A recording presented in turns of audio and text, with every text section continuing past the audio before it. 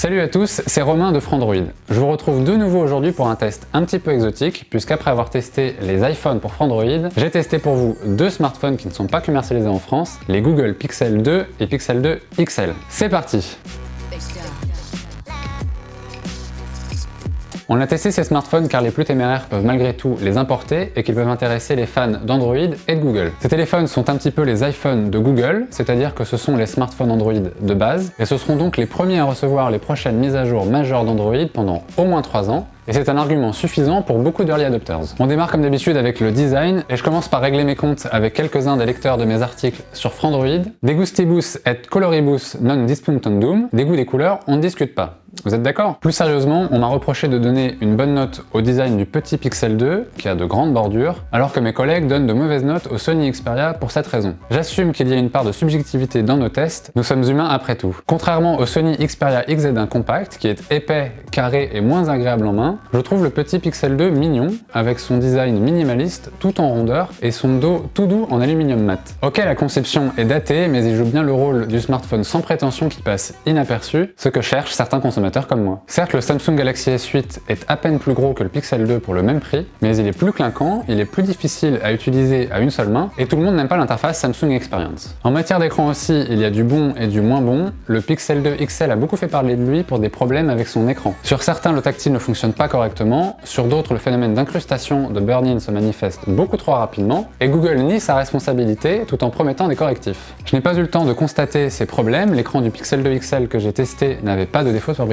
mais je peux en revanche témoigner du rendu fade de cet écran plastique OLED, un écran indigne d'un fleuron censé rivaliser avec les Galaxy Note 8 et Huawei Mate 10 Pro. Quant au Pixel 2 tout court, son écran n'a rien d'extraordinaire, mais il est équilibré et au moins il n'a aucun gros défaut. Mais comme Apple, Google a fait le choix de couleurs plus chaudes et plus naturelles que beaucoup d'autres fabricants de smartphones Android.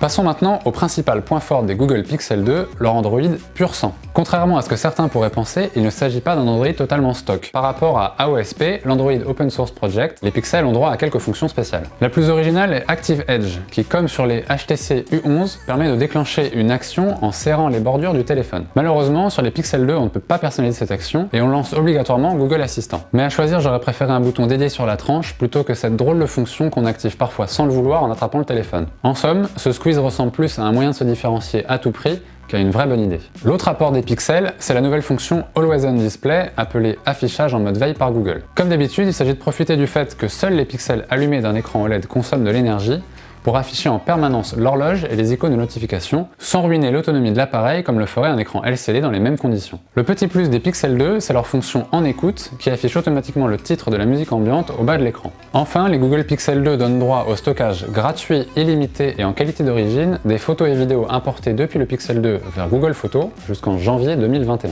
En parlant de photos, les Google Pixel 2 sont parmi les meilleurs du marché, sinon les meilleurs. Ils sont tous les deux équipés d'un seul capteur de 12 millions de pixels au format 1 sur 2,6 pouces avec un objectif f1,8 à stabilisation optique. En labo, les Pixel 2 sont selon les ingénieurs de DxOMark les meilleurs photophones du marché. Ils ont obtenu un score de 99 en photo et de 96 en vidéo. Les Huawei Mate 10 Pro et Galaxy Note 8 ont 100 points en photo, l'iPhone 10 en a 101, mais ils sont tous les trois un peu moins doués en vidéo. Tant que vous n'analysez pas les images en taille réelle, il n'y a que la nuit ou à l'intérieur qu'un véritable appareil photo se démarque vraiment. Donc ici aussi c'est subjectif et je vous conseille de ne pas vous fier seulement au classement DxOMark. Certaines marques préfèrent des photos plus ou moins chaudes, plus ou moins nettes ou naturelles, donc chacun voit midi à sa porte. Un mot enfin sur l'absence de second capteur sur les Pixel 2, ils n'ont donc pas de zoom optique 2 fois, mais ça ne les empêche pas de faire des portraits avec flou d'arrière-plan acceptable dans de bonnes conditions, comme des smartphones à double capteur. On m'a reproché à juste titre de ne pas avoir parlé de l'audio dans mon article sur Frandroid. C'est vrai que j'aurais dû rappeler qu'il n'y a pas de prise jack et qu'il n'y a donc rien à tester. Ok, les smartphones sont parmi les rares smartphones à disposer de haut-parleurs stéréo en façade, mais je milite contre les haut-parleurs puissants sur les smartphones.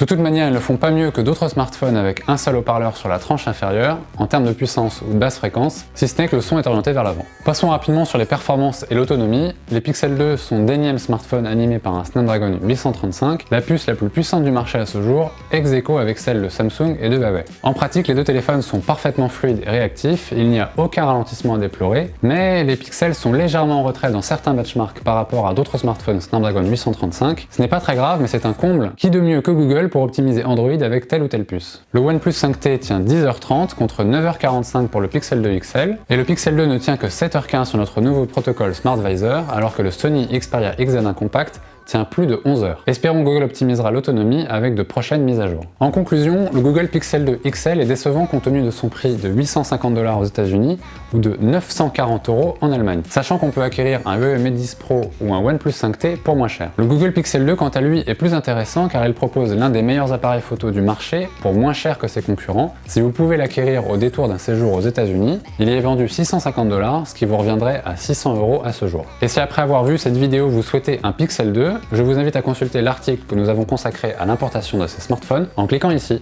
Merci d'avoir vu cette vidéo jusqu'au bout, je vous invite à vous abonner à la chaîne pour suivre toute l'actualité tech et on se retrouve dans de prochaines vidéos.